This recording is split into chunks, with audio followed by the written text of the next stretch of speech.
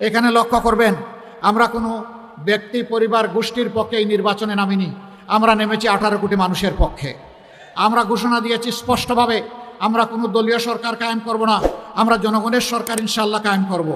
আমরা এও ঘোষণা দিয়েছি, আমরা নির্দিষ্ট কোনো দলের বিজয় চাই না, আমরা 18 কোটি মানুষের বিজয় চাই।